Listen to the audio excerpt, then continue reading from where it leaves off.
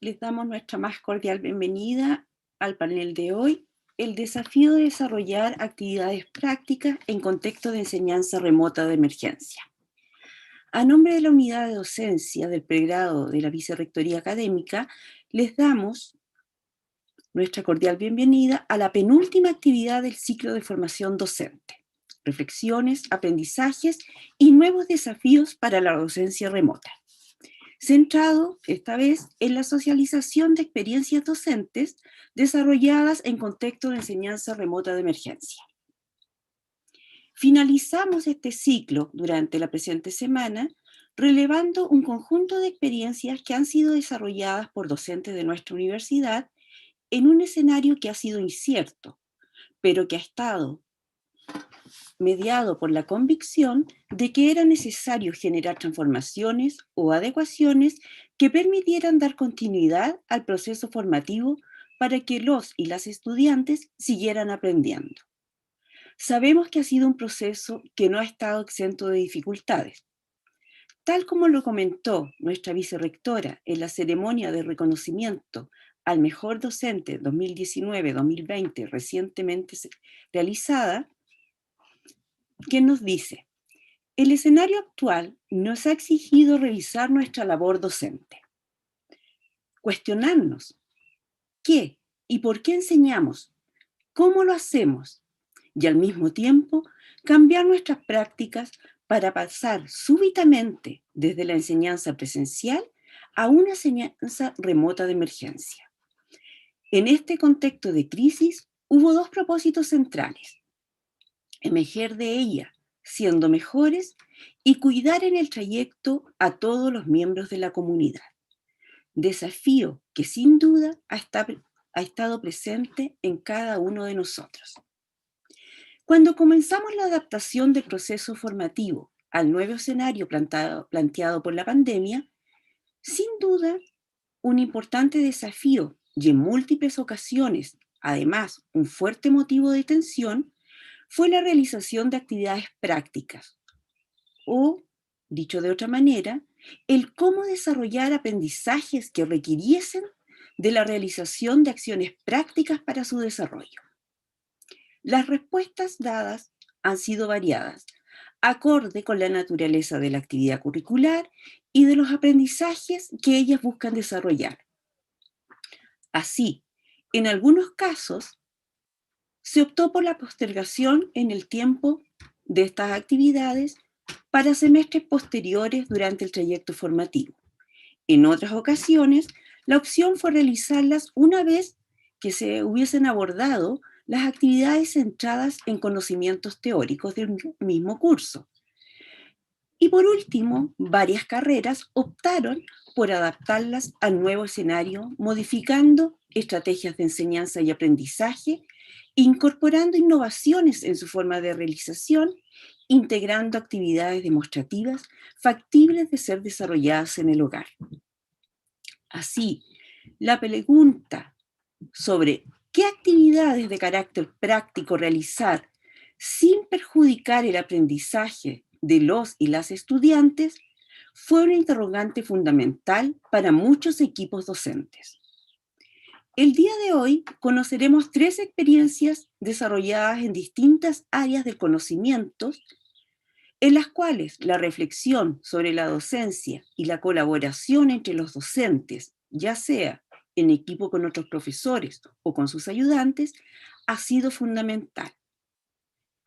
Tres experiencias que buscan presentarnos razonamientos, desafíos, tensiones y proyecciones sobre actividades de carácter práctico que pudieran no solo dar continuidad al proceso, sino asegurar el logro de aprendizajes de calidad.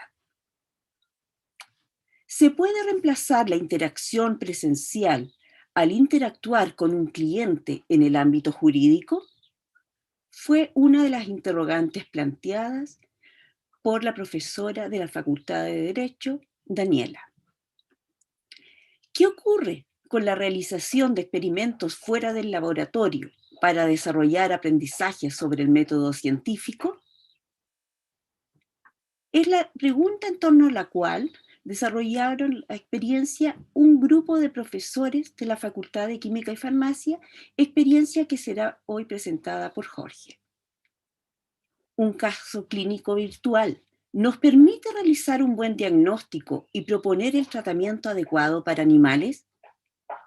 Interesante interrogante al alero del internado clínico de la Facultad de Ciencias Veterinarias y Pecuarias.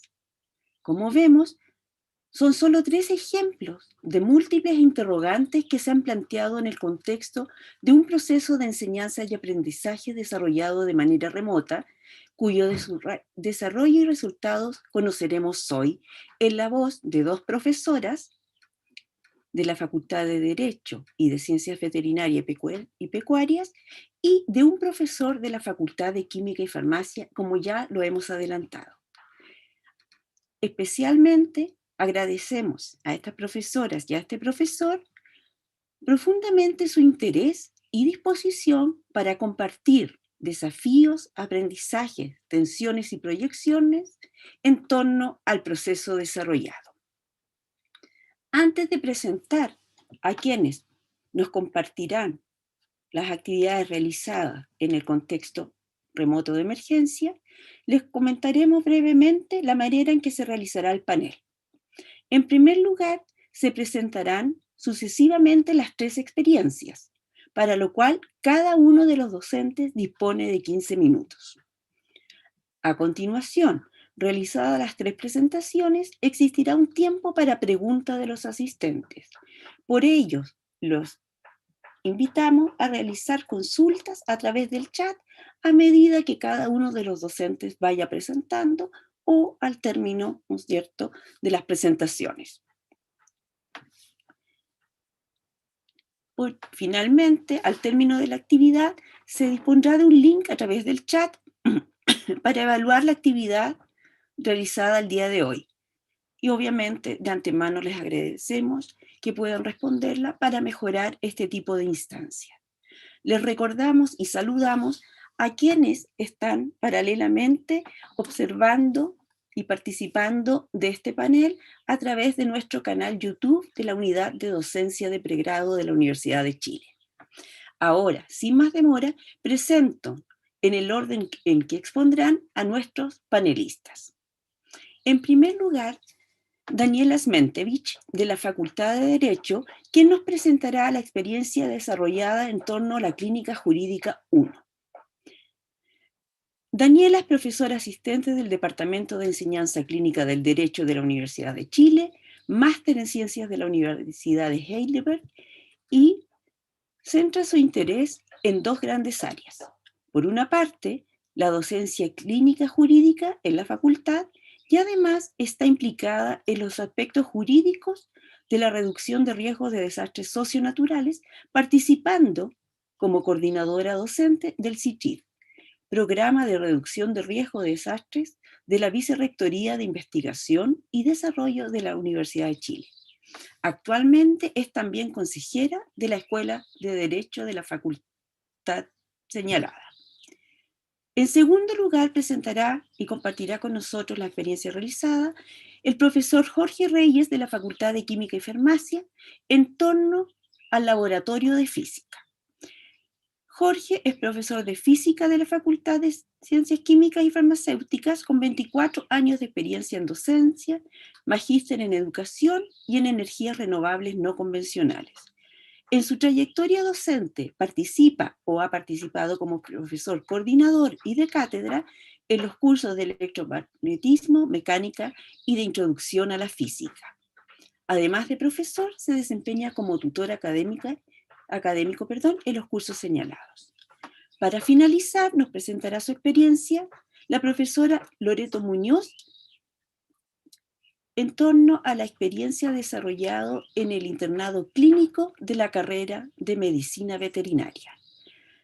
Loreto es profesora asociada de la carrera docente del Departamento de Ciencias Clínicas de la Facultad y magíster en Ciencias Veterinarias, especialista en medicina felina y respiratoria de perros y gatos. Realiza docencia en la formación de pre y posgrado y en pregrado participa en los cursos de medicina interna, exploración clínica y es coordinadora del internado clínico de medicina veterinaria. Muy bienvenidos, Daniela, Jorge y Loreto. Pueden ustedes presentar sus experiencias, que escucharemos muy atentamente, comenzando por Daniela, a quien invitamos a compartir su experiencia. Bienvenida. Muchas gracias Patricia. Agradezco muchísimo la invitación de la Unidad de Docencia de Pregrado de la Vicerrectoría Académica y también la coordinación que en mi caso hizo la unidad, el Centro de Pedagogía Universitaria y Didáctica del Derecho de la Facultad de Derecho con la profesora María Francisca Elgueta, que también nos acompaña como público. Me da mucho gusto poder compartir esta experiencia con ustedes, colegas, así que bienvenidas las preguntas cuando empiecen. Voy a compartir pantalla entonces para poder mostrar la ponencia.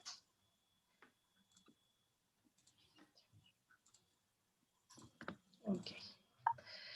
Ya, como dijo Patricia, esta es una experiencia de docencia remota en un curso de Clínica Jurídica 1. El curso de Clínica Jurídica 1, voy a tratar de... voy a hacerles un poquito de karaoke, porque lo escribí todo, pero era para no excederme en los 15 minutos y dejarlo también lo más claro posible.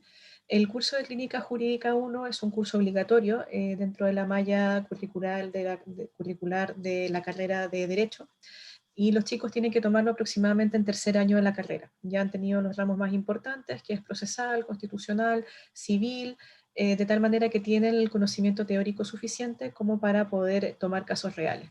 El curso trata de trabajar con un caso real, siendo yo la profesora, la abogada de ese cliente, y los estudiantes me asisten y me ayudan en este proceso de tramitación. Está diseñado para que sea la primera experiencia de los estudiantes con la realidad. Así que hay un choque bastante grande en ese sentido porque vienen de 3 años de estudio muy teórico y se encuentran con una realidad concreta, y eso también es un proceso en sí mismo. Hay algunos estudiantes que de manera autónoma trabajan desde muy jóvenes en la carrera, pero en general no es la regla, no es la mayoría actualmente, así que esto suele ser su primera experiencia con la realidad, excepto algunos par de casos por curso. Esto dura un semestre y la hora de clases es de 2 horas y media cronológica, 2 veces a la semana. Además, ellos tienen que hacer terreno para lo que son los abogados, es decir, tienen que ir a hacer trámites, tienen que ir a tribunales y también tienen que hablar con los clientes. Por lo tanto, además de tener 2 horas y media cronológica en el aula, esto les puede implicar entre 1 hora y media, 2 horas de trabajo fuera del aula, que es un trabajo también guiado y coordinado por los equipos docentes que trabajan con los chicos. Así que dentro de lo que es la malla de Derecho es uno de los cursos con más carga cronológica y por lo tanto tiene bastantes créditos, un curso de 8 créditos, no lo recuerdo bien ahora, lo lamento, pero uno de los cursos que mayor creditaje tiene porque es el que mayor trabajo también toma, o sea, son muchas horas. ¿Cómo nos pilló este curso, esta situación de crisis sanitaria a mi equipo docente y a mí? Bueno, yo vengo aplicando hace ya unos 4 años un sistema de evaluación dinámica que lo llamé evaluación por puntaje variable, que es EPB, y que está muy centrado en el comportamiento del estudiante. Entonces, ¿de qué se trata esto? Que yo escribo un decálogo de conductas aceptables en el aula, que se llama, este semestre le cambiamos el nombre, pero se llama decálogo de conductas de aprendizaje en el aula y trabajo clínico. Entonces ahí yo describo las conductas que yo espero de su trabajo clínico, de llevar los casos, de tramitarlos, de atender al cliente, de estudiar el caso, y cómo yo espero también que se comporten en el aula. Entonces, los chicos empiezan con 3 puntos del semestre, 3 puntos equivale a una nota 7, 2 puntos equivale a una nota 4 y 1 punto equivale a una nota 1, y ellos pueden perder puntaje si no ajustan su conducta al decálogo. Entonces, tengo un sistema de observación, tanto en la cátedra con la asistencia de mis ayudantes, que también son estudiantes de pregrado, como también a través de una bitácora digital que ellos tienen que llenar semanalmente con todas las gestiones que están haciendo en sus casos. Y con todas las gestiones me refiero a todas las gestiones. Llaman a un cliente, lo tienen que poner. Estudian un caso, lo tienen que poner. Entonces, todo lo que hacen, ellos van dejando el registro y yo voy cotejando semanalmente esa información, ese informe a través de la bitácora, con el catálogo de conductas aceptables y no aceptables, y si noto que ellos caen en alguna omisión o en algún error, les quito puntaje, y después si ellos ajustan su actuar al decálogo, les devuelvo puntaje. Y en ese juego de perder y recuperar puntaje que se mantiene durante todo el semestre, hay también mucho feedback. Yo cada vez les voy explicando por qué perdieron su puntaje y por qué recuperan el puntaje. Este sistema de puntaje equivale a un 70% de su nota presentación examen. Es un porcentaje muy alto. Entonces eso hace que ellos estén muy atentos a este tema de los puntajes y estén sean muy sensibles a él, por lo tanto hagan realmente un trabajo muy concienzudo por mantener su conducta a lo que son mis estándares. En general, mucha variación durante el primer mes de clase, pierden mucho puntaje y lo recuperan hasta que finalmente asimilan los lineamientos del decálogo de conductas y ya durante desde la mitad del semestre en adelante casi no pierden puntaje o lo pierden muy poquito y lo recuperan rápidamente. La oscilación baja muchísimo. Y ha funcionado muy bien, casi todos terminan con 7. O sea, de hecho todos terminan con 7. Y este trabajo de observación de su conducta según el decálogo también es complementada con una serie de usos de unas rúbricas que son más bien unas pautas de cotejo de las competencias que yo tengo que enseñar en el curso. Entonces, tengo pautas de evaluación de entrevista, escrituración, expresión oral, negociación y elaboración de estrategia judicial. Entonces, cada vez que ellos tienen que entrevistar a un cliente, observamos su entrevista y llenamos una rúbrica, llenamos esta rúbrica de la competencia y se la entregamos. Como funcionamos con el sistema de puntaje, no le ponemos una nota por cada entrevista, pero si, por ejemplo, es una muy buena entrevista y notamos que realmente estudió el caso, que supo responderle todas las preguntas al cliente y este estudiante tenía 2 puntos en vez de 3, se llena su rúbrica y adicionalmente, por haber hecho un muy buen trabajo clínico, se le devuelve un puntaje.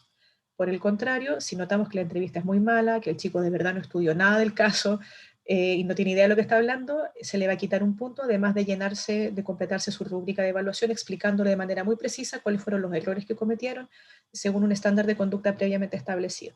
Tanto el decálogo como la rúbrica les son explicadas en detalle a los estudiantes al iniciar el semestre. Ahora, ¿cuál es el ajuste que nosotros tuvimos que hacer a todo esto? Afortunadamente el sistema de evaluación por puntaje variable es bastante adaptable, entonces lo que hicimos fue calibrar el decálogo de conductas y las rúbricas a las necesidades de la clase digital. Entonces un tema, por ejemplo, fue que tratamos del uso laboral apropiado de las plataformas digitales, porque los chicos son obviamente muy digitales, entonces están acostumbrados a ocupar Facebook, WhatsApp, Instagram y todo el tema, pero me dio mucha risa darme cuenta que no tienen idea de cómo ocupar el Gmail, por ejemplo, con fines laborales.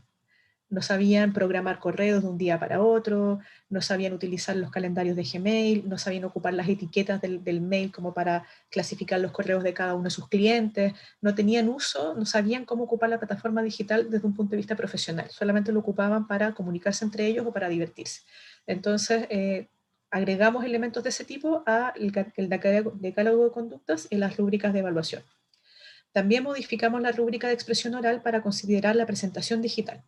Entonces, todos los juicios también cambiaron de manera digital, los procesos igual siguen andando, entonces los tribunales empezaron a adaptarse y empezaron a adaptarse primero ocupando correos electrónicos igual y después ocupando plataformas digitales como lo estamos haciendo ahora. Entonces fue necesario señalar en la rúbrica la presentación personal al momento de tú aparecer en una pantalla en Zoom. Y se agregaron ítems como por ejemplo lo que se veía detrás de la persona, si es que estaba ordenado o no, si es que estaba presentable o no. Eh, Agregamos también cómo era su interacción con la cámara, si la miraba directamente o no, si lograba modular bien para ser escuchado, si tenía conciencia del audio, si preguntaba por ese tipo de cosas, cómo estaba su presentación personal, cómo ocupaba su gesticulación y su lenguaje no verbal, considerando que ahora en vez de verse todo el cuerpo se le ve la parte superior del torso. Todo ese tipo de cosas se consideraron y se modificó la rúbrica en ese sentido para ayudarlos a ellos a pulir eso. Porque si te vas a presentar ante un tribunal digitalmente, tienes que presentarte bien porque si no, eso tiene un efecto. La comunicación no verbal en un abogado, una instancia como una corte o un juzgado es muy importante. Después le fomentamos también las conductas adaptativas en ese sentido en el decálogo. Modificamos un poco dentro del equipo docente lo que entendíamos por proactividad. Entonces, estábamos en una situación complicada, así que los invitábamos a ellos a buscar soluciones para poder atender a su cliente. El lema era, mira, estamos en esta situación compleja, el juicio sigue andando, tu clienta sigue necesitando la pensión de alimentos, así que nos tenemos que arreglar, tenemos que adaptarnos. Y, por ejemplo, los tribunales también estaban haciendo lo mismo, entonces la manera en que los tribunales se adaptaron a esto también cambiaba todos los días. Un día un juzgado te decía, mira, para solucionar tal tema tienes que mandar un mail, al otro día te decía, mira, para solucionar tal tema tienes que ir presencialmente, o no, mira, el viernes de esa misma semana te decía, mira, para solucionar el mismo tema ahora tienes que pedir audiencia online. Entonces todos los días cambiaban también los tribunales porque también se estaban adaptando. Entonces los chicos se enteraban de eso, por ejemplo, por un grupo de WhatsApp de estudiantes tramitadores de cuarto año.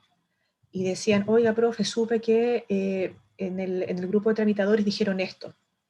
Ah, ya, oye, súper bien, porque justamente estamos tramitando ese juzgado y tú estás dentro de ese grupo de tramitadores. No, me lo contó una amiga. ¿Y qué estás haciendo que no te metes en ese grupo de Facebook ahora ya? Y eso les llamaba también mucho la atención, que todas esas instancias informales de comunicación que lo notaban tan alejado del trabajo académico era útil y eso también se lo fomentaban. Y si generaban esas herramientas, les devolvíamos puntaje en general. Era una instancia para devolver puntaje por buen comportamiento. También Daniela, generamos canales. te quedan Cinco 5 minutos. minutos. Sí, sí, también tengo mi cronograma. Gracias. Súper. También lo que hicimos fue que les explicitamos que teníamos canales abiertos con ellos. En caso de que tuvieran problemas de comunicación, abrimos un foro en el curso para que ellos registraran cada vez que tenían un problema de conexión y así me permitía también a mí guardar un registro. Y si el chico tenía permanentes problemas de conexión, lo tenía registrado, entonces podíamos buscar alguna otra alternativa. En ese sentido también les fomentamos mucho el hecho de avisar cuando tengan problemas como una técnica laboral, haciéndoles presente que nosotros estábamos dentro de un equipo de trabajo y que era importante que comunicaran sus problemas, que es algo que a los estudiantes les cuesta mucho a veces. Como que tratan de solucionar las cosas solo y no se dan cuenta cuando ya llegan a un nivel que tienen que pedir ayuda o piensan que se los va a penalizar por pedir ayuda. Entonces fuimos muy explícitos en decir que si no avisan no te puedo ayudar. O sea, me tienes que avisar. Después otros ajustes que hicimos fue, hicimos una encuesta en un curso para saber si los propios estudiantes querían que fuera la psicóloga de la facultad a hacer una charla sobre manejo de las emociones en crisis sanitaria. Los 2 semestres que ya llevamos fue mayoritaria el deseo de que sí fuera la psicóloga y de hecho fue bastante útil porque algunos de los estudiantes no sabían que existía la unidad de psicología, no sabían que habían programas para ayudarlos. Entonces el hecho de ir una persona a estas unidades permitía conectarlos a ellos con esa red de apoyo. Así que no solamente era bueno por la clase en sí misma, sino que también era bueno porque los conectaba con las redes de apoyo que la universidad disponía para asistirlos y también porque ellos se daban cuenta que al profesor sí le importa cómo ellos están, porque a veces los chicos tienen como este prejuicio de que a uno no les importa lo que les pasa y lo asumen. Ese es como el pensamiento asumido. Entonces, por hacer esta acción concreta se daban cuenta que no era así y eso también fue súper positivo. También modifiqué la pauta de observación de mis ayudantes, que son también estudiantes de pregrado, incluyendo identificación de problemas de conexión o derivados de la pandemia. Entonces, si por ejemplo un chico no se conectaba mucho, se le caía mucho el internet o era lento en responder, identificábamos eso como señales de que tal vez estaba teniendo problemas derivados de la pandemia, entonces ajusté también esa pauta de observación. Reemplazamos nuestras salidas a terreno, que para los abogados es ir a pasearnos a tribunales, por tours digitales. Sacamos fotos de los tribunales, armamos unos PowerPoint lo más activos posibles. También les hicimos la promesa que cuando volviéramos a la normalidad nos íbamos a contactar con ellos para saber si nos querían acompañar al tour material, como una manera también de compensar esta falencia. También fomentamos mucho el uso de plataformas digitales como WhatsApp, Facebook, Instagram entre ellos. Yo sabía que ellos tenían los estudiantes suelen armar grupos de WhatsApp en cada curso en el que están, y yo sabía que eso estaba ahí, entonces lo legitimaba, como, oye, se me cayó tu compañera de la sala, pregúntale qué le pasó, pues yo sé que tienes el grupo de WhatsApp y de ahí me cuentas. Nunca pedí formar parte de eso, porque ellos tienen su privacidad obviamente, pero como yo sabía que la tenían, también lo utilizaba como una manera de comunicarme con ellos, mandando recados, pero no formando parte del grupo.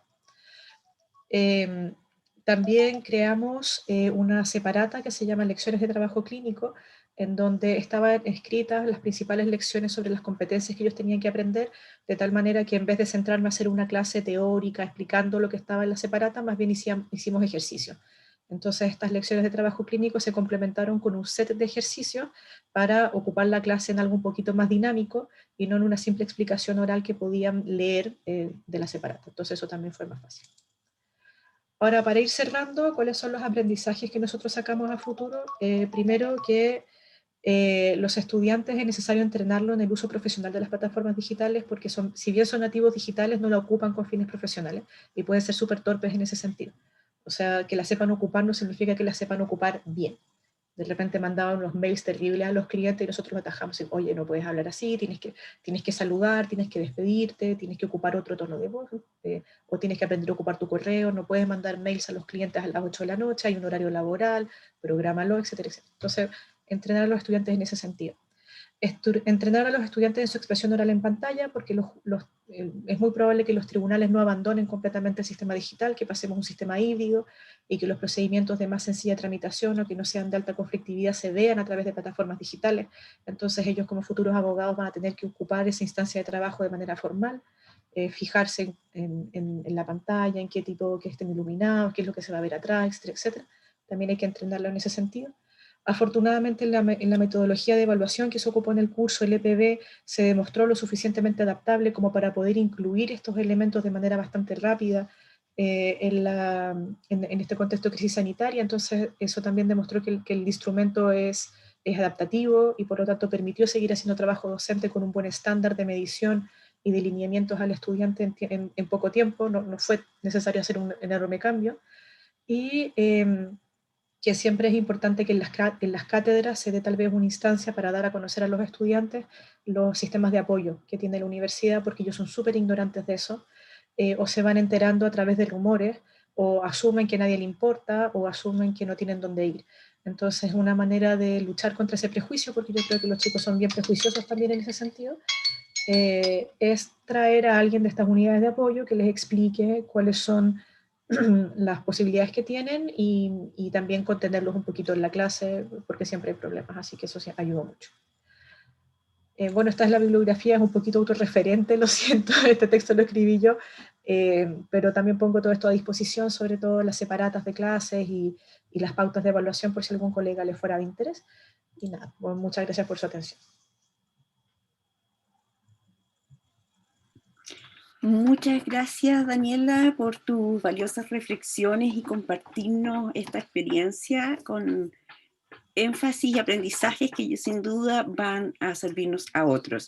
A continuación, le damos la palabra a Jorge para que nos presente la experiencia desarrollada en Química y Farmacia. Jorge, la palabra es tuya.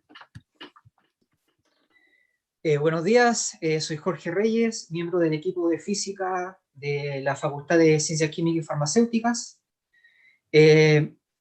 Comienzo agradeciendo la oportunidad que nos están dando para dar a conocer nuestros hallazgos pedagógicos y por mi parte voy a comenzar dando a conocer lo que investigamos y el profesor Daniel Valdés va a responder las preguntas. ¿Ya?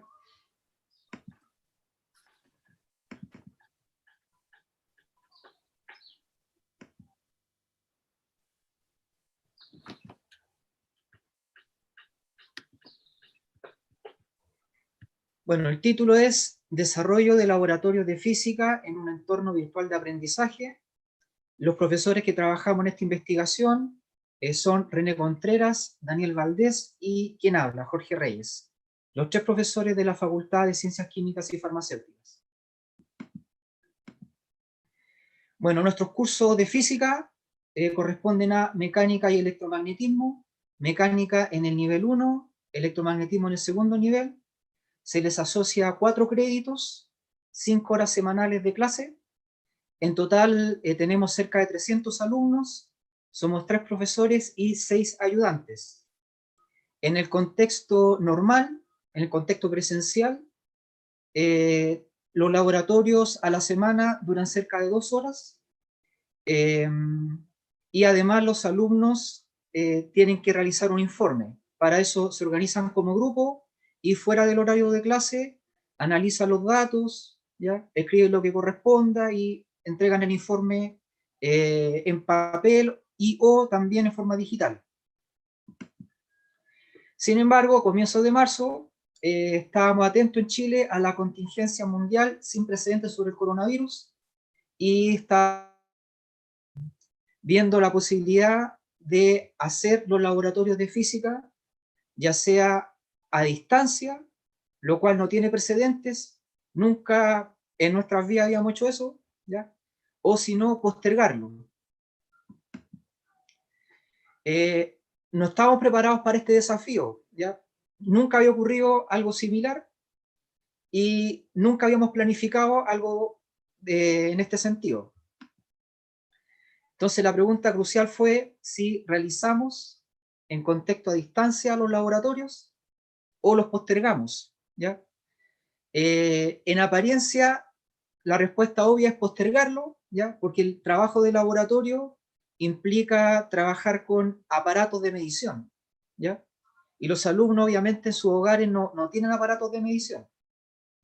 Así que, después de analizarlo como equipo, vimos que la pregunta más profunda que tenemos que hacernos es qué cosa queremos transmitir con los laboratorios de física. Se puede dar un ejemplo con una pregunta práctica, que sería la siguiente.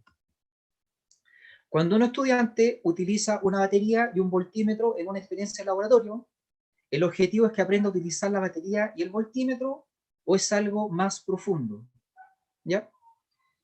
Respondiendo a esta pregunta, podríamos tener claro si debemos realizar o no laboratorios a distancia o postergarlos, porque el hecho de responder esta pregunta implica definir muchos criterios, ¿ya? Criterios transversales y que normalmente no se explicitan. Y para responder esa pregunta, apelamos básicamente al perfil de egreso.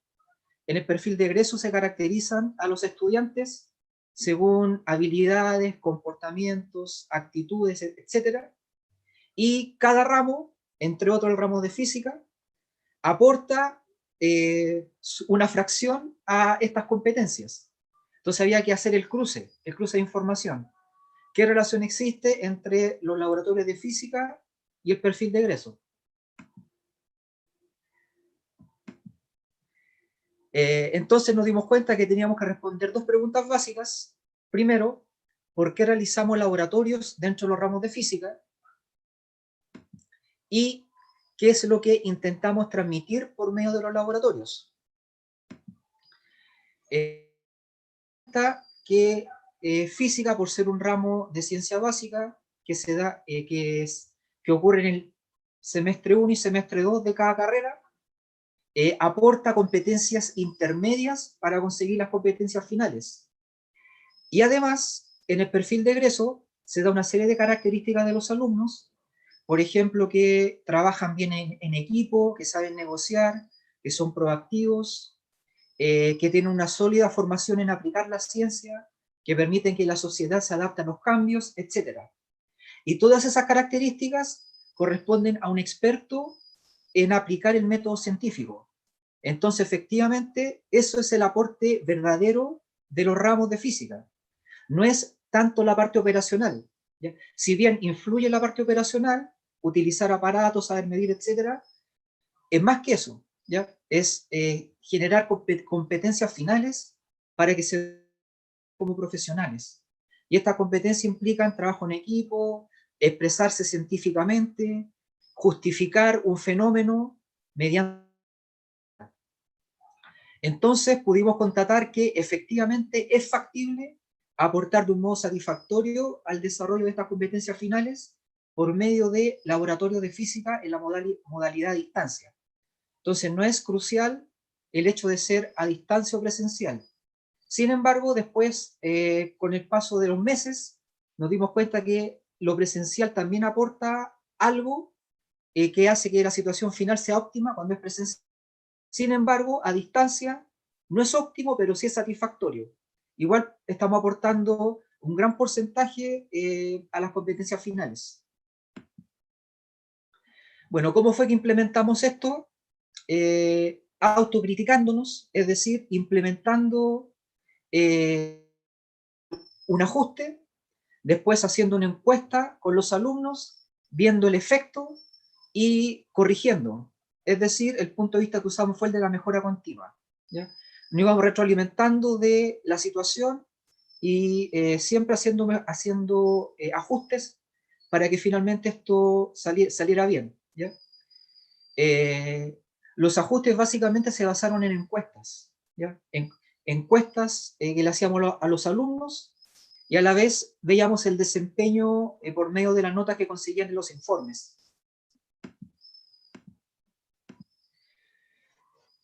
Bueno, ¿cómo se desarrolla normalmente un laboratorio a distancia?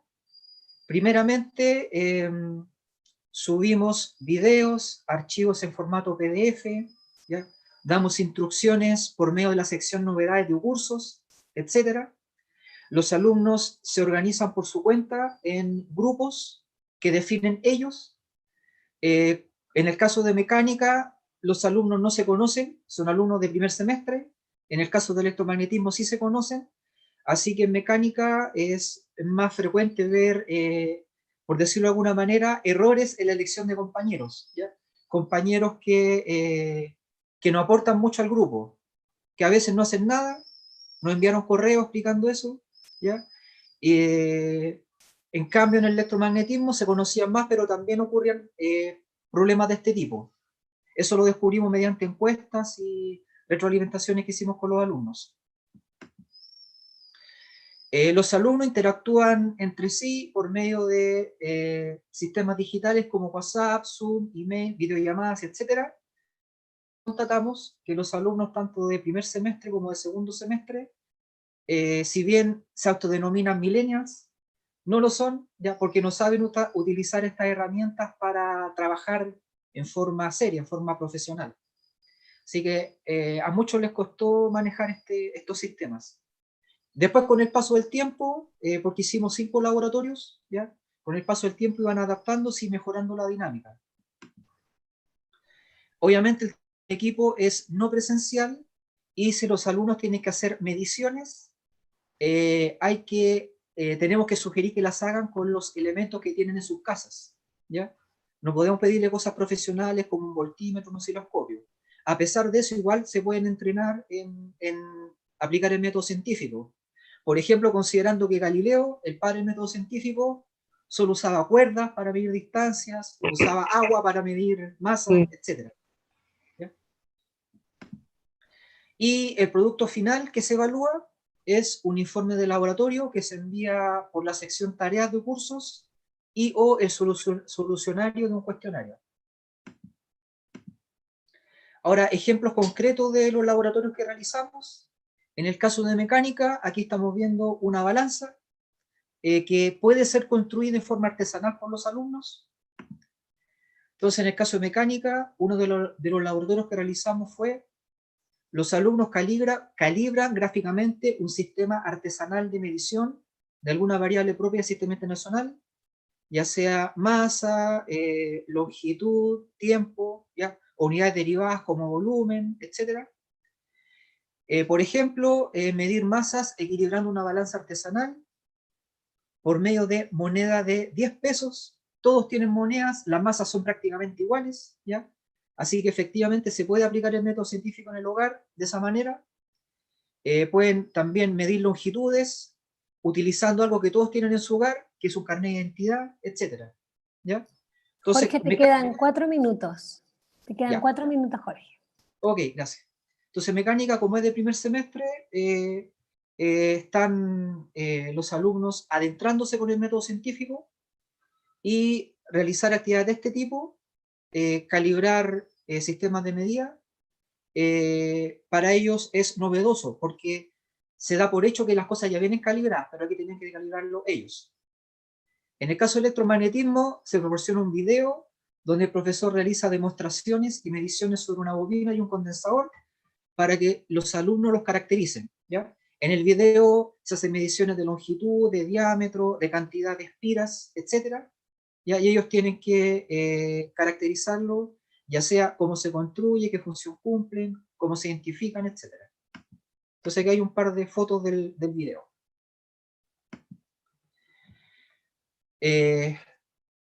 La valoración de la actividad, como ya les expliqué, se realizó con encuestas. Por ejemplo, una de las respuestas fue los laboratorios a distancia, respuesta de un alumno, los evaluó con la nota máxima 100%, aunque no se realicen en las condiciones como frecuentemente se hacen, igualmente han contribuido para poder aplicar los contenidos vistos en clases. Y otra opinión, los laboratorios a distancia me ayudan a comprender mucho mejor la materia al poder experimentar y completar una experiencia, incluso si es por medio de un simulador virtual. También llevamos estos resultados de las encuestas a histogramas por ejemplo, nivel de aceptación de la frase, los laboratorios a distancia han sido un aporte valioso a mi formación profesional. Aquí estamos viendo la respuesta en el caso mecánica. 5 es totalmente de acuerdo, y este es el caso de electromagnetismo, ¿ya? Entre otras cosas, hay que considerar que las diferencias de todos nuestros histogramas en parte se deben al hecho de que los alumnos de mecánica no tienen experiencia, son alumnos de primer semestre, mientras que los de electromagnetismo sí, son alumnos de segundo semestre. Además, vimos cómo evolucionaban estas habilidades: investigación, diseño, análisis, síntesis y cumplimiento. En el caso de mecánica, así fue como evolucionaron, y en el caso de electromagnetismo fue así, ¿ya? Se nota que los alumnos de electromagnetismo tienen más experiencia que los alumnos de mecánica, ¿ya? Obtienen porcentajes más elevados, ¿ya?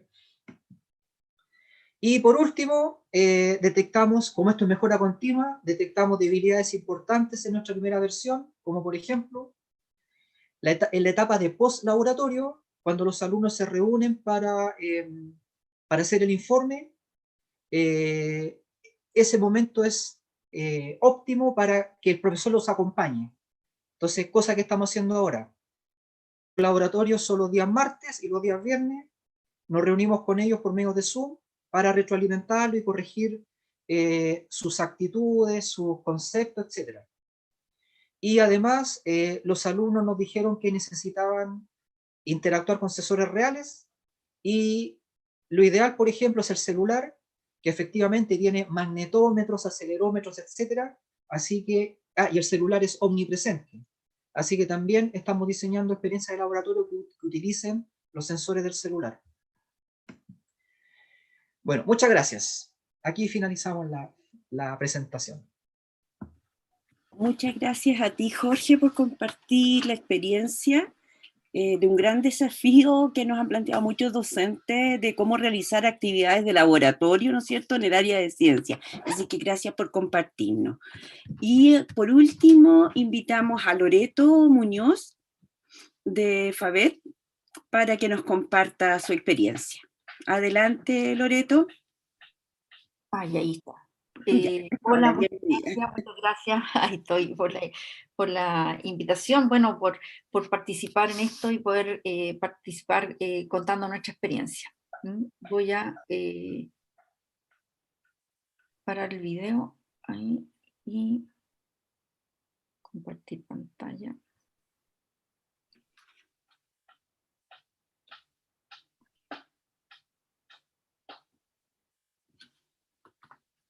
¿Ahí se ve?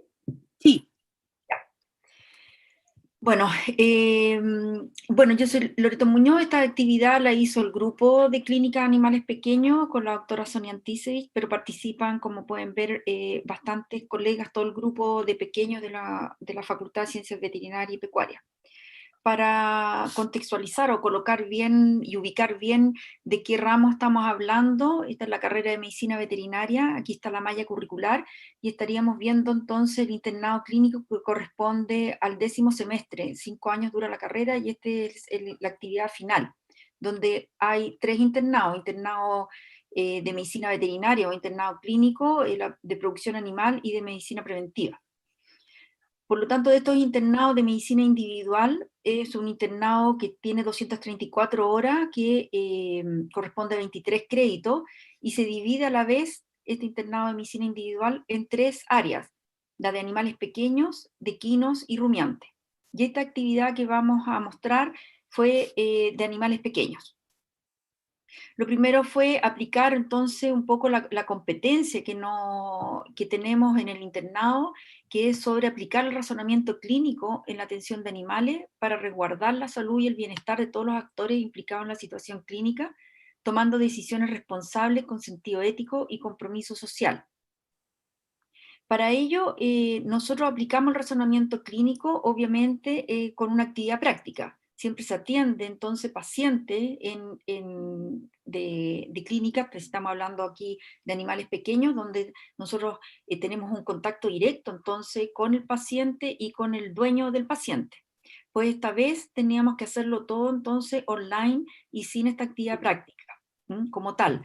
Por lo tanto, la actividad práctica la hicimos simulando un poco, pero siempre aplicando el razonamiento clínico, donde se basa entonces este razonamiento en mostrar los antecedentes del paciente y el motivo consulta, y desarrollar entonces todas las preguntas para ir formando una anamnesis tanto remota como una anamnesis actual. ¿Mm? Con todo esto, uno después pasa a la siguiente etapa, que sería el examen clínico, donde uno examina obviamente al paciente y recolecta todos los signos clínicos, la mayoría, lo que más pueda de signos clínicos, y jerarquiza entonces una lista problema con todos estos signos clínicos, ¿ya? Y en conjunto con la anamnesis, con todos los antecedentes, uno elabora entonces prediagnóstico o bien hipótesis diagnóstica, ¿ya? De ahí pasaría a la tercera etapa, que es ya elaborar un diagnóstico, pero ¿cómo lo hace? Solicitando algunos exámenes complementarios e interpretando estos exámenes complementarios para llegar entonces ya a desechar algunas hipótesis y quedarse con un diagnóstico definitivo. Una vez que uno obtiene entonces este diagnóstico, hace el tratamiento. Primero se propone las metas, qué es lo que quiere lograr con el tratamiento, y de ahí propone un tratamiento tanto farmacológico como los manejos y el pronóstico. Y este es el razonamiento entonces en etapa que tiene que ir desarrollando entonces el estudiante y que desarrollamos los clínicos. Ahora, ¿cómo lo organizamos? El internado clínico corresponde entonces al Departamento de Ciencias Clínicas. Justamente la coordinadora del internado clínico también es la directora, que soy yo. Entonces es como relativamente más fácil reunirse, pero en el fondo, como pertenece todo el internado a un departamento, se hacen reuniones del departamento, ¿ya? Y ahí se planifica siempre todo internado en las 3 áreas, que era Quino y Rumiante, y como les decía, siempre en base a desarrollo de casos clínicos. Ahora, en el área de pequeños hicimos, que es lo que nos compete y que vamos a desarrollar aquí, hicimos reuniones entonces donde cada docente elaboró 2 casos clínicos y los presentamos y nos reunimos para presentarlo y discutirlo y ver que tuvieran todas estas etapas del razonamiento clínico. Todo esto basado en una pauta de desarrollo que elaboramos previamente. En esta pauta de desarrollo tenemos aquí los criterios a evaluar y lo que nosotros esperamos que el estudiante realice. Esta pauta de desarrollo los estudiantes la tenían durante todo el proceso, por lo tanto ellos se podían ir guiando para ir desarrollando este razonamiento clínico. Y aquí ustedes pueden ver que están las preguntas de la anamnesis, que nosotros queremos que hagan preguntas que puedan discriminar ciertas posibles hipótesis diagnósticas, que justifique por qué está preguntando eso, el examen físico que lo haga ordenado, que solicite de una forma ordenada todas las constantes y que haga un examen clínico ordenado, aunque sea online, y con esto que haga una lista de problemas, que la jerarquice, y que sea capaz de justificar su orden jerárquico, y que también proponga entonces los prediagnósticos, ¿ya? Después los exámenes complementarios, que diga qué exámenes va a necesitar, por qué los va a necesitar. Después uno le entrega los exámenes, que los sepa interpretar y sepa entonces plantear un diagnóstico y después plantear una terapia integral. El pronóstico, y bueno, también evaluamos la estructura, es decir, si ellos podían hacer de forma ordenada este razonamiento clínico, si utilizaban también un lenguaje médico y si participaban todos los integrantes del grupo. ¿Cómo lo hicimos? Participamos 10 docentes, ¿ya? Como les dije, cada docente presentaba 2 casos, ¿ya? Y él trabajaba entonces todo un día con un grupo. Ese grupo tenía 8 a 9 estudiantes, y entonces el docente dividía a su grupo en 2 subgrupos, y a cada subgrupo le daba un caso, ¿ya? Al terminar, estos fueron 5 días, por lo tanto, al terminar el 5.º día, siempre el docente trabajó con sus 2 casos, y lo que iba cambiando eran los grupos, diariamente tenía otro grupo. Entonces, al terminar todas las sesiones, al 5.º día, todos los grupos exponían un caso, los 2 casos de un docente, y así tuvimos entonces que más o menos 90 estudiantes totales. Cada grupo desarrolló el 50% de los casos, porque eran 5 días, ya alcanzó a pasar por 5 docentes, y después al final entonces se expusieron todos los casos, entonces se expusieron los 20 casos clínicos, los estudiantes hicieron un PPT y eso quedó una información para estudio para todos los estudiantes. La actividad, ¿cómo la íbamos desarrollando? El docente se juntaba en la mañana en un link, obviamente, por Zoom generalmente, ya los docentes con los estudiantes, y uno lo que primero que entregaba a los estudiantes eran los antecedentes y el motivo consulta. ¿Ah? Los antecedentes solamente podríamos decir que es gato, pelo largo, la edad. Y el motivo consulta, que podría venir quizás porque estaba estornudando o porque no quería comer, o bien mostrar algún video o foto del paciente. De ahí uno se retira, ¿ya? Y pasaba al otro subgrupo, porque uno tenía a la vez los dos subgrupos, mientras el grupo de estudiantes elaboraba las preguntas de anamnesis que iba a hacer al respecto sobre este paciente, y también el examen físico que requería para poder llegar a los prediagnósticos.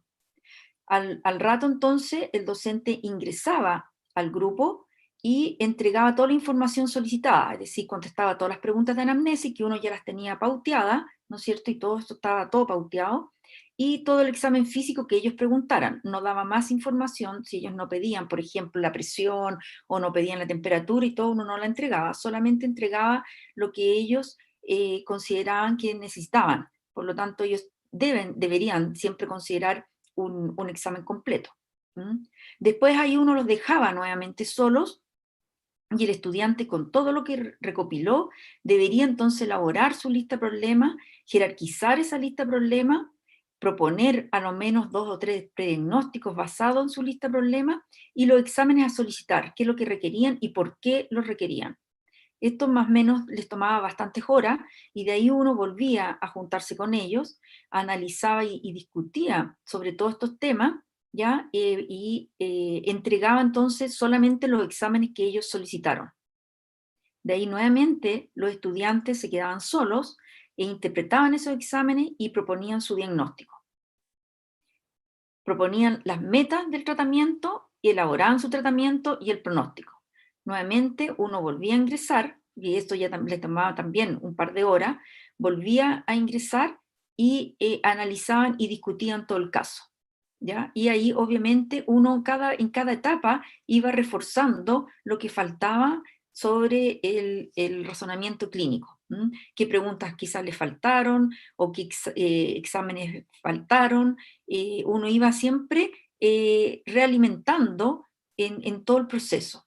Una vez... Violeta, disculpa, te quedan 5 minutos. Sí, estoy terminando. Una vez que ellos terminaban, se reunía, o el docente ese mismo día reunía a ambos grupos, y un grupo exponía entonces al otro su caso, y así y el otro grupo al otro. Entonces, cada grupo exponía su caso clínico, y también muchas veces ellos mismos remarcaban lo que les faltó preguntar, en qué se tuvieron errores, en qué tuvieron acierto. Por lo tanto, al finalizar la actividad, nos dimos cuenta, y en conjunto con los estudiantes, que fue un trabajo bastante personalizado, muy participativo, y los estudiantes tomaron bastante confianza. Si ustedes pueden ver, eran 4 o 5 estudiantes por cada subgrupo. Por lo tanto, tenían más confianza en conversar, tenían más confianza en preguntar sus dudas, y participaban y les gustaba, aunque los casos ya lo sabía. Si venía de nuevo el grupo el segundo o tercer día, ellos trataban de no pasarse los casos y no saber qué casos son, para ellos solo lograr hacer el paso. En cuanto a la experiencia por los profesores, fue un trabajo bastante colegiado y planificado, lo cual también nos ayudó bastante para todos saber y reforzar el razonamiento clínico, y que todos en cada uno de sus materias pasar a casos clínicos, reforzando este razonamiento clínico, y estuviera bien organizado y todos habláramos en el fondo el mismo idioma.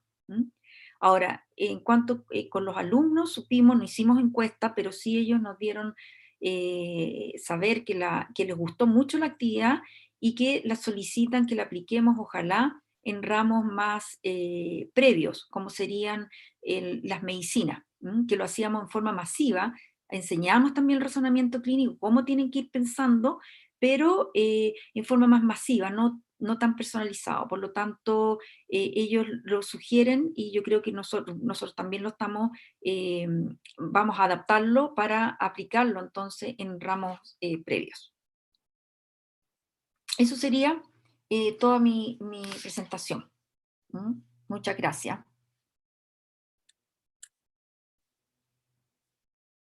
Muchas gracias, Loreto, a ti por compartirnos la experiencia, y a continuación vamos a pasar a una breve ronda de preguntas. En primer lugar, quisiéramos destacar que igual han surgido interesantes aprendizajes, los podríamos denominar aprendizajes emergentes, que han sido relevados tanto desde la experiencia de los estudiantes como de la experiencia de los docentes. Por una parte, relevar la importancia que en este contexto ha asumido el uso académico o el uso profesional de diversas plataformas digitales, virtuales, como queramos denominarlas, y que los estudiantes comúnmente usan. Por tanto, como lo señaló Daniela, ¿no es cierto?, pero que varios de ustedes lo reiteraron, cómo validar dicha experiencia juvenil incorporándola al proceso de enseñanza y aprendizaje. Importante aprendizaje, importante desafío, porque sabemos que el camino se inició, pero continúa. Y otro aspecto que nos parece súper importante, que ustedes han relevado, los tres, de hecho, lo relevaron, tiene que ver con la importancia que asumen los docentes en términos de pautear, llamémosle, las actividades que deben realizar los estudiantes, a ofrecer un camino claro para el desarrollo de las actividades, y como bien lo mencionó Jorge especialmente, un desafío al alero de ello también, monitorear el desarrollo de las mismas. O sea, uno puede suponer que buenas pautas permiten o favorecen un desarrollo autónomo, pero muchas veces aparece la necesidad de acompañarlos durante su realización. Dicho aquello, ¿no es cierto?, como rescatando como elementos comunes, quisiéramos hacer una pregunta común y una pregunta específica planteada por la audiencia.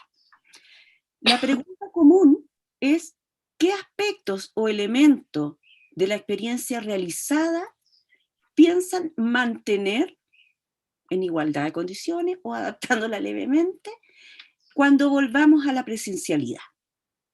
Por tanto, ¿qué elementos rescatan y qué resultó ser una experiencia válida que fortalece, incluso que mejora el proceso formativo? Y las preguntas específicas son, para Daniela, ¿cuál fue la adaptación o cómo intencionaron, qué atención le dieron a la adaptación de los otros actores que participan en los procesos de la clínica jurídica? Entiéndase, clientes, otros profesionales, otros abogados. La pregunta específica para Jorge se refiere a si ustedes incorporaron algún tipo de evaluación de los elementos que se desarrollan a través de la interacción de los estudiantes y de los estudiantes con el equipo docente a través de las plataformas virtuales o el uso de distintas herramientas tecnológicas o digitales. ¿Le dieron algún tipo de valor, lo incorporaron en la evaluación, o bien cómo proyectan hacerlo? Y en el caso de Loreto, hay una pregunta referida a si de qué manera estos casos pudieron o no pudieron, ¿no es cierto?, y cómo queda el desafío pendiente en dicho caso, incorporar la interacción con los dueños del paciente, al menos. No con los pacientes, sabemos que es más difícil, ¿no es cierto?, pero al menos con los dueños del paciente. Y además, Loreto, y parece interesante que puedan referirse a cómo avanzaron, cómo coordinaron, ¿no es cierto?, el tema de los casos de los internados, ¿no es cierto?, a lo largo del trayecto formativo. Entonces vamos a partir en el mismo orden que presentaron. Daniela, por favor, las dos preguntas, y cualquier cosa me solicita que las reitere. Súper, muchas gracias. Me doy cuenta, escuchando las ponencias de mis colegas, que se volvió a explicitar para la claridad de la respuesta, que en el curso de clínica los estudiantes reciben carpetas de casos que ya están siendo tramitadas o también pueden recibir casos nuevos. Y los chicos son cursos pequeñitos de 16 estudiantes que están divididos en grupos de trabajo con ayudantes. Entonces, las carpetas de casos se dividen según su dificultad para que los estudiantes tengan distintos niveles de dificultad, pero son casos ya andando o son casos nuevos.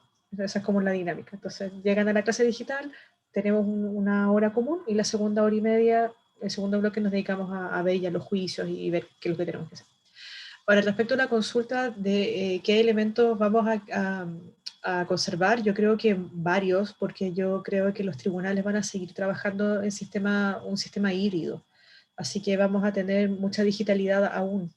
Yo me imagino que procedimientos relativamente expeditos como los divorcios de común acuerdo, los tribunales van a preferir hacerlos tal vez en audiencias digitales y no tener que ocupar una sala de audiencia presencial, porque tal vez la sala de audiencia presencial sea mejor atender el caso de un maltrato a un niño, a un chicoquito que hay que entrevistarlo presencialmente y destinar la hora de sala material a eso, más que a un divorcio común acuerdo, que es algo bastante sencillo, que se demora 40 minutos. Entonces, yo creo que vamos a seguir con esto. Entonces, yo creo que voy a mantener el trabajar con ayudantes en sistema digital. Tengo muy buenos ayudantes que a veces no pueden estar presencialmente en la sala, entonces yo creo que mantendré alguna dinámica de grupo por formato digital y también mantener las rúbricas de evaluación para que los estudiantes sean conscientes de hacer un uso profesional de las plataformas digitales, porque lo van a seguir haciendo en su vida profesional, tanto en tribunales como en reuniones con clientes. O sea, esta digitalidad, por lo menos en el mundo jurídico, llegó para quedarse porque es muy cómoda. O sea, ¿para qué voy a ir a tener una reunión donde me voy a demorar una hora en llegar si la puedo tener a un clic? Entonces, hay cosas que se van a quedar. Así que lo que es a enseñarle a los estudiantes a ocupar las plataformas digitales y a ser muy conscientes de su lenguaje corporal y el uso visual del Zoom o de la plataforma, yo creo que eso se va a quedar. Ahora, a cómo había sido la interacción con otras personas, la clínica jurídica de Chile tiene un perfil de usuario que son personas de escasos recursos económicos que no pueden pagar abogados, porque nosotros trabajamos con un beneficio de asistencia jurídica gratuita. En general, las personas que vienen representadas por la clínica jurídica de la Chile no pagan diligencias judiciales porque no tienen dinero para cancelar el abogado. Entonces tenemos ese beneficio, así que son personas de escasos recursos. Y uno pensaría, oh, son gente vulnerable, les va a costar mucho esto. No, son personas de escasos recursos económicos, pero no con escasez de otros recursos. Así que la mayoría de mis clientes o yo podía hablar por teléfono con ellos, o y los más jóvenes tenían el Zoom descargado en su celular o el Google Meet, y se adaptaron muy rápidamente porque también muchos de los servicios estatales y el funcionamiento del Estado también pasó a digital. Entonces, si querías hablar con la asistente social del municipio, tenías que tener el Zoom. Si querías ponerte en contacto con el hospital para de repente pedir alguna hora de algo que no fuera COVID, porque se te enfermó el niño, también estaba haciendo por teléfono digital. Entonces, las personas en general se adaptaron también bastante rápidamente, lo cual más me lleva a pensar la necesidad de...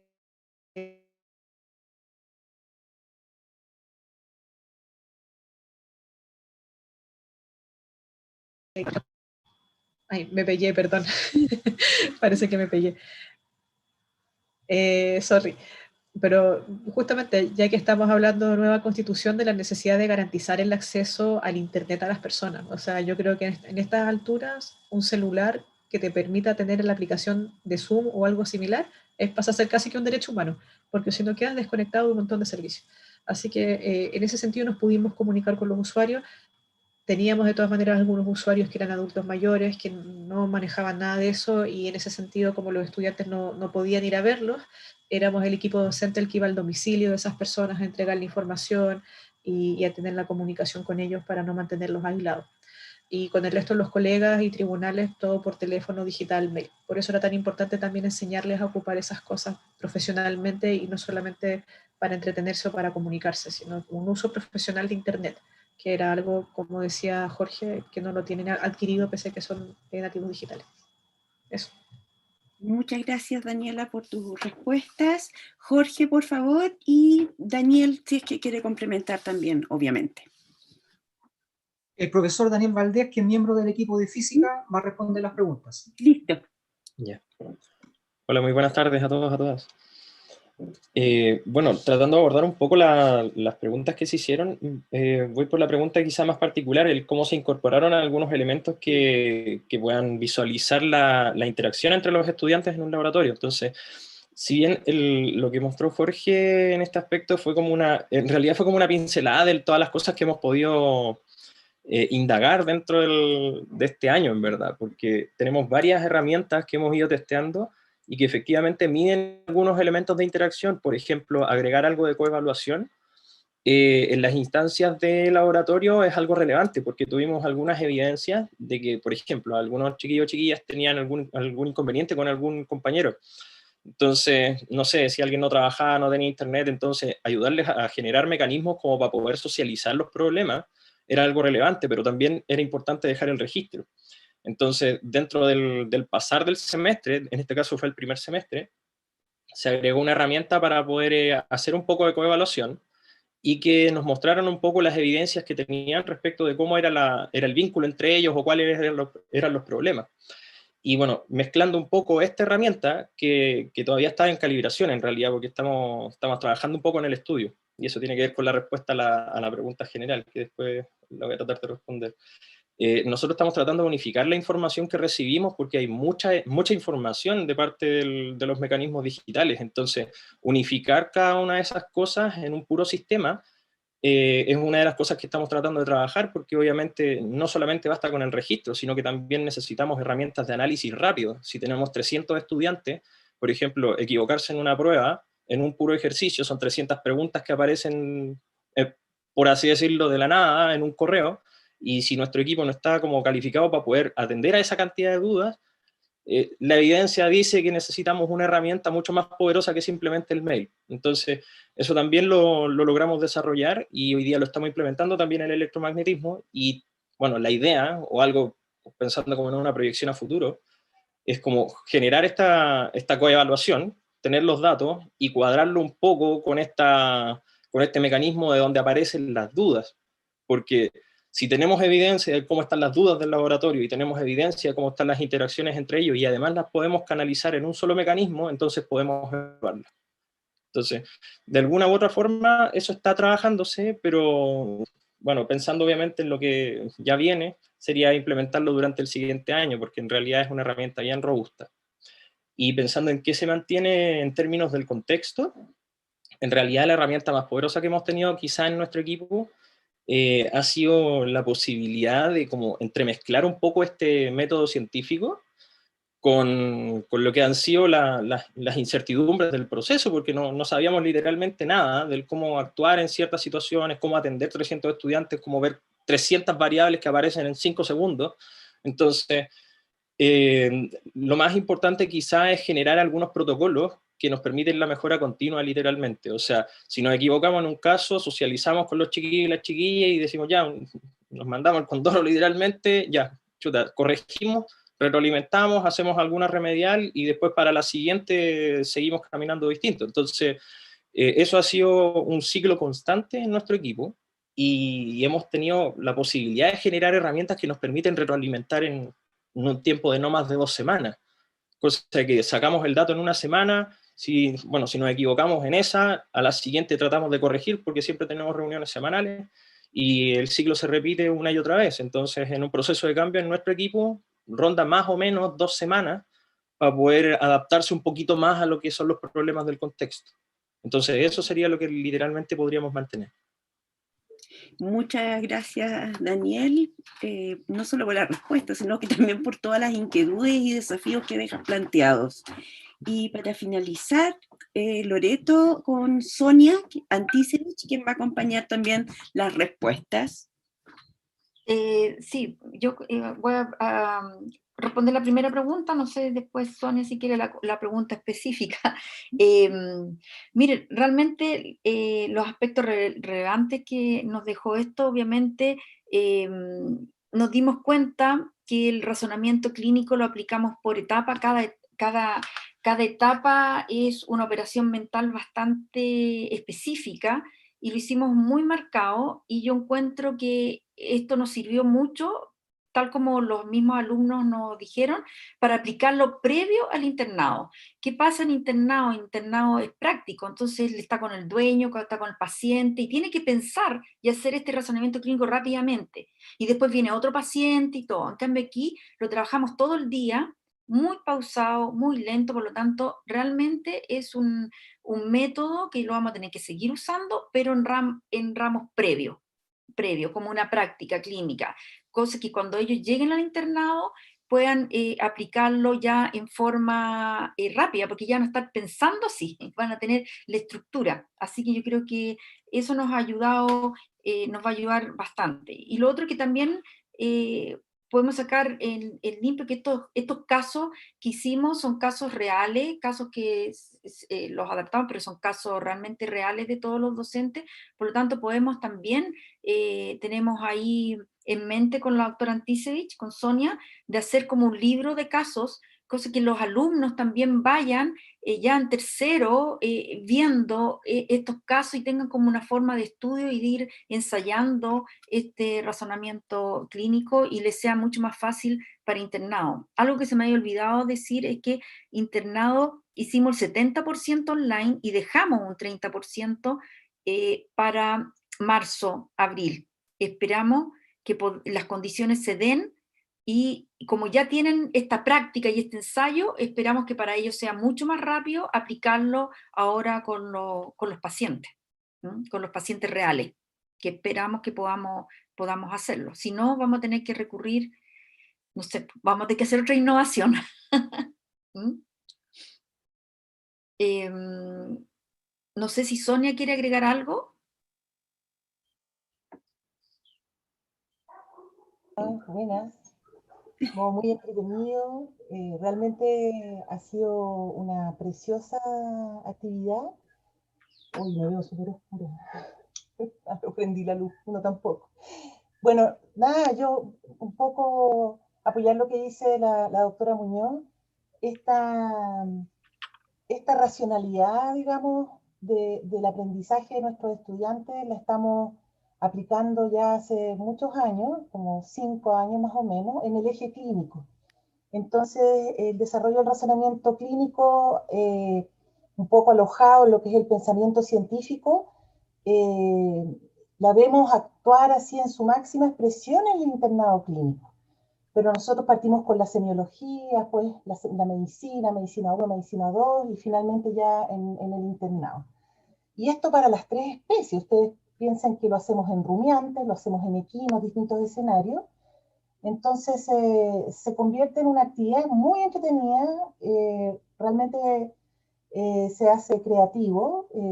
Yo creo que la pandemia ayudó mucho a que Loreto hiciera esta propuesta, porque fue una propuesta que ella pensó con su almohada y nos la expuso. Nosotros afinamos, pero fue re poco.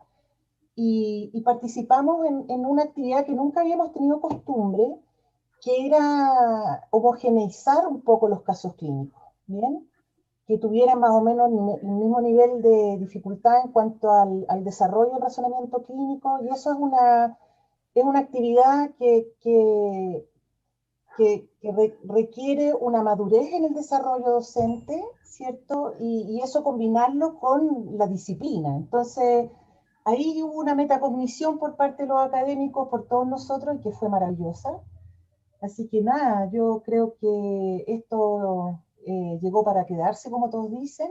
Nosotros vamos a trabajar el primer semestre del próximo año en Medicina 2 con esta modalidad. O sea, realmente funcionó muy, muy bien. Es cansadora porque, por ejemplo, a mí, que me gusta actuar, las anamnesis, que es cuando uno le pregunta, yo le decía, ya chicos, yo les traigo este gato, ya, y háganme preguntas. Y yo actuaba como la propietaria y me demoraba eterno. Entonces, un poco lo hacía chistoso porque tengo tantos discursos grabados de propietarios que uno podría escribir un libro, ¿no?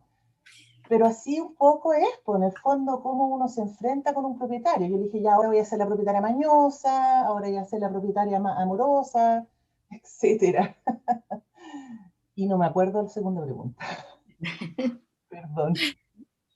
Ya, bueno. A mí Sí, disculpa, perdón. Sí, mira, a mí me gustaría complementar lo que han señalado las colegas veterinarias porque encuentro súper divertido. Nosotros en Derecho, bueno, nosotros ocupamos el método clínico, lo hicimos una implementación desde la medicina, pero todo lo que hice a mí me hace mucho sentido. Nosotros este semestre se bajaron nuestra cantidad de clientes porque era difícil que llegaran y tuvimos que implementar otro sistema de ingreso de casos, que es otro tema. Y entonces tuvimos que trabajar mucho más con los casos y lo hicimos muy similar a cómo se eran las colegas de veterinaria. Y es una actividad súper entretenida y efectivamente tiene mucho valor pedagógico el ocupar un caso y hacerlo pasito a pasito a pasito. Claro. Y una cosa que también nos sirvió mucho a nosotros, por lo menos en la clínica jurídica, es que teníamos estas rúbricas de evaluación. Entonces teníamos estudiantes que hacían el ejercicio y otros estudiantes que evaluaban según la rúbrica de evaluación. Y les enseñamos cómo se hace una crítica constructiva a un compañero, diciéndole, oye, no agredas a tu compañero diciéndole todo lo que hiciste está malo, sino que mira las pautas de la rúbrica y sé preciso qué es lo que tú consideras que hay que mejorar. Y ese ejercicio de diálogo permitía que los que no estaban tal vez metidos en el ejercicio igual participaran en él, y en esa conversación se hacía una autorreflexión de parte de los estudiantes también súper relevante, que logró mucho más asimilación del contenido. Era entretenido hacer eso también. Y yo también sí tuve que hacer de testigo de clienta y me puse a llorar, armé un escándalo, los enfrenté a una persona compleja, porque claro, tienen que desarrollar también esas estrategias y sin esos ejercicios simulados, una chica se me bloqueó y me dijo, no me había dado cuenta que me podía bloquear. Bueno, ahora lo sabes, para cuando te toque un cliente de verdad. Eso. Muchas gracias, Daniela, por complementar. Bueno, les queremos agradecer nuevamente las experiencias presentadas, la riqueza con que las han compartido, y nos convence que es absolutamente necesario generar este tipo de instancias. Hay múltiples aprendizajes. Yo creo que hemos visto cómo también la pandemia, con toda su incertidumbre, ¿no es cierto?, incertezas, tensiones y penas también, nos ha desafiado y también nos ha permitido desarrollar aspectos que tal vez en otro contexto no hubiese sido posible. Así que muchas herramientas que poner en juego, mucha colaboración, como vemos, que ha sido vital y que yo creo que todos ustedes lo han relevado fuertemente al presentar las experiencias, ya sea con otros equipos docentes, con sus ayudantes, ¿no es cierto? Así es que, bueno, lo bueno es que este panel, perdón, queda grabado, así es que muchos docentes van a poder también tener la oportunidad de verlo, justamente para proyectar nuestro 2021, que ya sabemos que al menos va a comenzar en un contexto bastante parecido al actual. Así que junto con despedirlos e invitarlos a contestar la breve encuesta, y de verdad es breve, sobre el panel realizado el día de hoy, y que están colocando ahora el chat para que puedan, en el chat, perdón, el link para que puedan responder, y las invitamos a participar el día jueves a las 15:30 en un nuevo panel de socialización de experiencias docentes denominado Innovaciones en las estrategias metodológicas y de evaluación para favorecer el logro de aprendizajes en contexto de enseñanza remota de emergencia. Ese día vamos a ver con mayor detalle, ¿no es cierto?, algo que hoy día ya nos apareció, que tiene que ver con la importancia de la evaluación formativa, por una parte, y estrategias de y de autoevaluación.